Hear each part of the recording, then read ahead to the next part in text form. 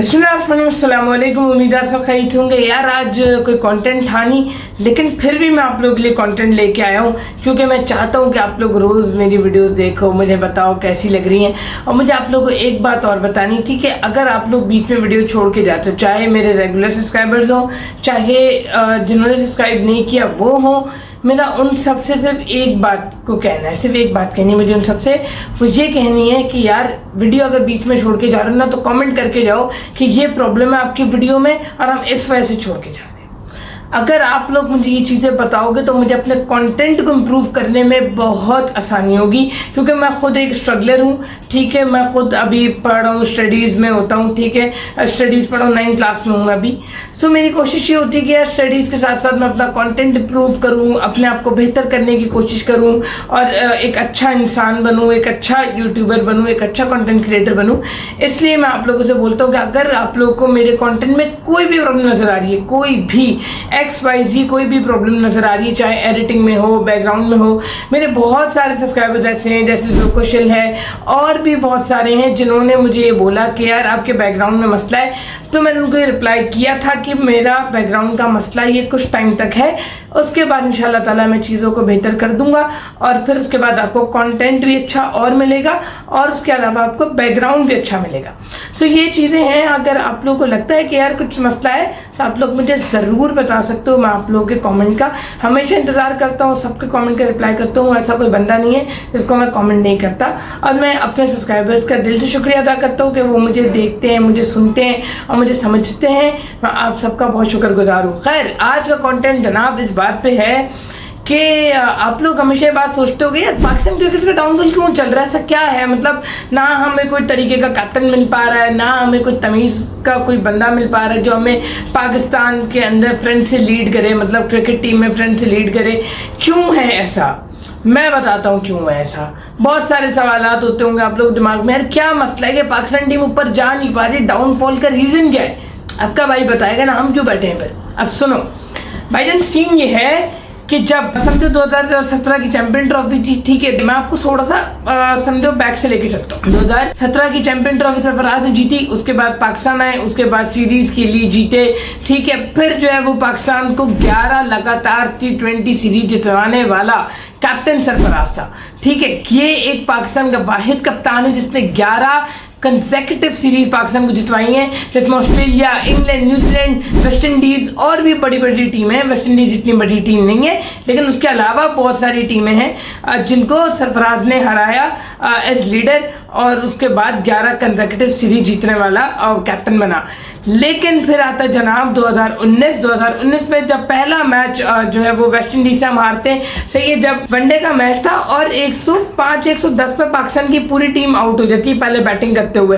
West Indies ये कोई 10 या 20 ओवर में चेज कर लेती है और हमें काफ़ी बुरे रन रेट से हराती है और फिर हमारे लिए नेगेटिव में नेट रन रेट चला जाता है।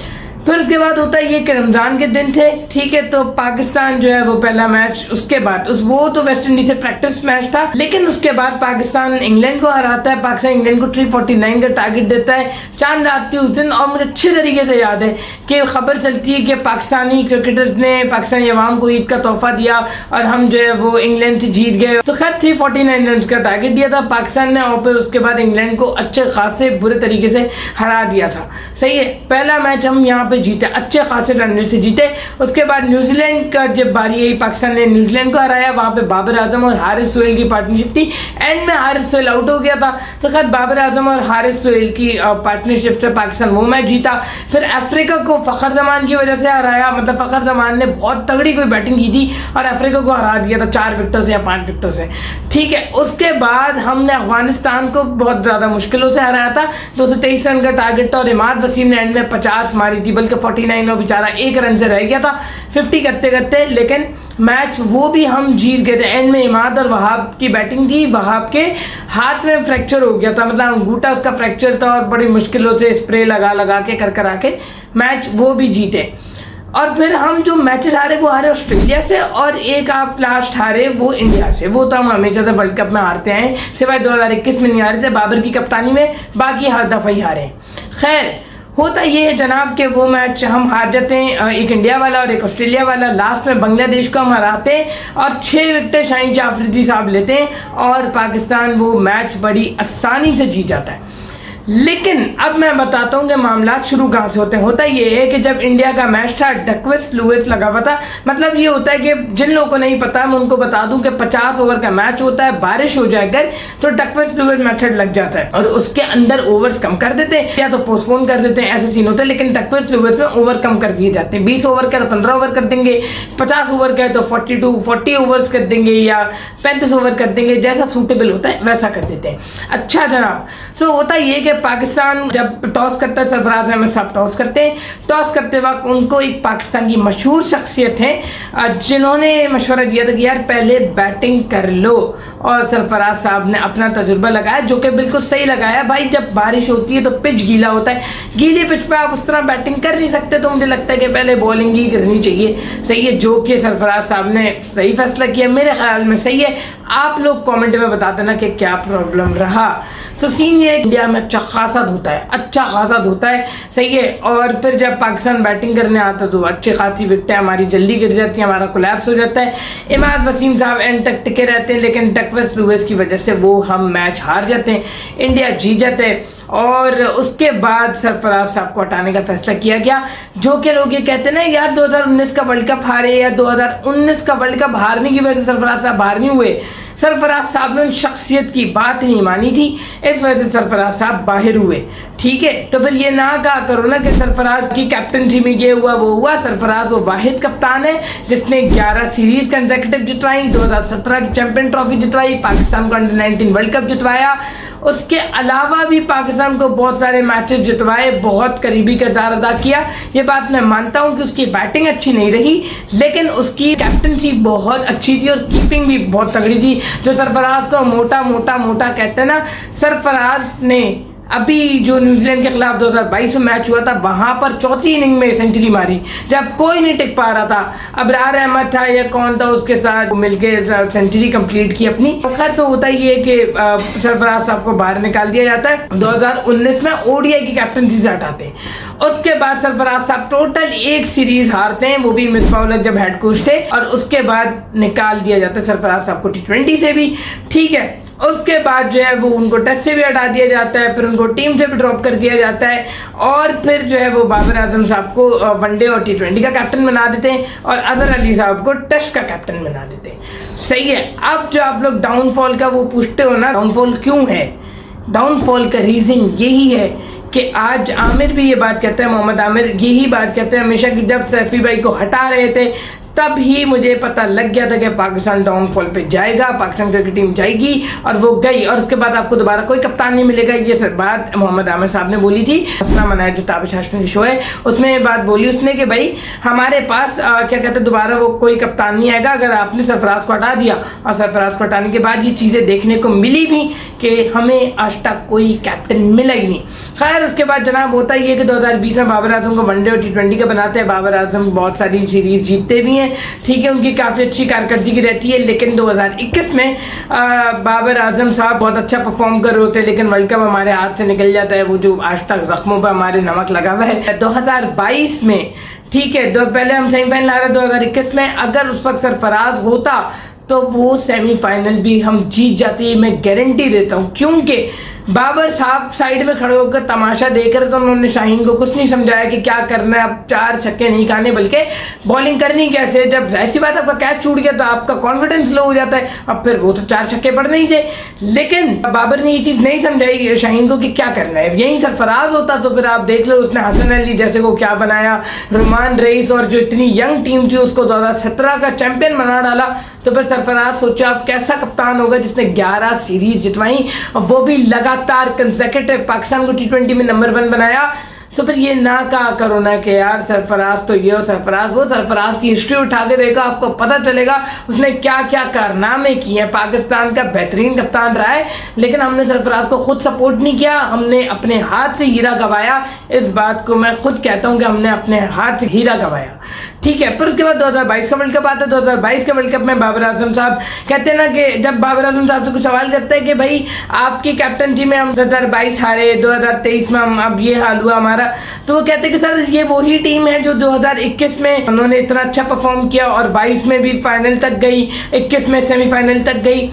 बाबर आजम साहब आप मुझे सिर्फ एक बात बताते जाना, 2022 में आप अपने दम पर आए थे, नेदरलैंड जो टीम है उसने शॉकिंगली अफ्रीका को हरा दिया था, और फिर उसके बाद हमने बांग्लादेश को हराया, फिर हमने सेमी खेला, न्यूजीलैंड को हराया और इंग्लैंड से फाइनल खेला।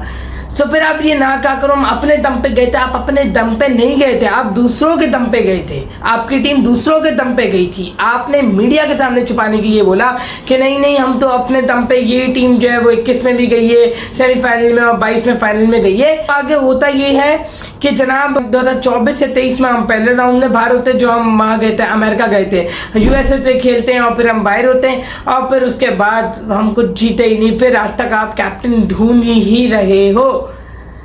मसला ये है कि जब आप खुद अपने हाथ से चीज़ें गवाते हो, फिर ये ना कहा करो कि पाकिस्तान क्यों ऊपर नहीं जा रहा। पाकिस्तान इसीलिए ऊपर नहीं जा रहा क्योंकि पाकिस्तान ने एक ऐसे कप्तान के साथ, पाकिस्तान क्रिकेट बोर्ड ने एक ऐसे कप्तान के साथ नाइंसाफ़ी की जिसने पाकिस्तान को दुनिया के सबसे बड़े मुकाम पे ला खड़ा किया, और आप उससे क्या एक्सपेक्ट करते हो। और मैं सच बताऊं तो आज भी सरफराज से जितने लोग हैं बहुत नफरत करते हैं, सीधी बात है, चाहे वक़ार यूनुस हो और जितने लोग हैं वो सरफराज से आज भी बहुत नफरत करते। क्यों करते हैं? सरफराज का एक टाइम पे जब सरफराज का पीक था तो भाई साहब एज ओपनर आए तो तबाही ओपनर आया था, ऐसा धोता था ये कि मैं बयान नहीं कर सकता, बहुत गंदा धोता था। लेकिन सरफराज को तब भी टीम में नहीं लेते थे। क्यों नहीं लेते थे? बस नहीं लेना। मिसबाह उल हक और वक़ार यूनुस और जितने भी लोग हैं ये तब भी नहीं लेते थे। ठीक है, इसने तब भी बहुत परफॉर्म किया डोमेस्टिक में, ये बार बार गया परफॉर्म करके आया, पर डोमेस्टिक की जो लीग्स होती हैं वो जीती, क्या कुछ नहीं जीता। कायदे-ए-आज़म ट्रॉफी जीती, उससे पहले भी बहुत सारी जीती। सिंध की इसने कैप्टनसी की, सिंध की टीम की, वहाँ पे भी उनको परफॉर्म करके दिया। तो ये वाहिद पाकिस्तान का कैप्टन है जिसको ज़बरदस्ती निकाला, जुल्म जबर करके निकाला, लेकिन इसने फिर भी आज तक कुछ नहीं बोला।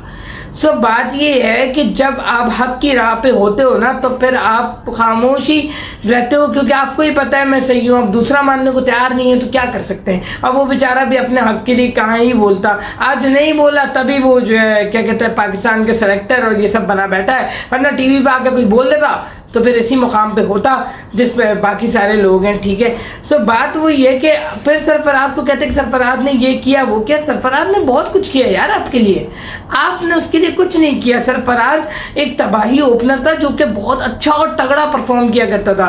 सरफराज को ये अवाम के दम पे लेके आए, मतलब जब अवाम ने प्रेशर डाला कि नहीं सरफराज को डालो डालो डालो, ज़बरदस्ती डालो, तब फिर डाला। ठीक है, कामरान अकमल को ही उससे पहले ज़बरदस्ती खिलाते रहे। कामरान अकमल ने कैचेस छोड़े, बहुत कुछ जो है वो किया, बहुत बड़े बड़े मैचेस में कैचेस छोड़े, सरफराज को डालते थे, फिर ये कामरान अकमल को खिलाते थे, सरफराज को फिर ड्रॉप करते थे, फिर डाला फिर निकाला।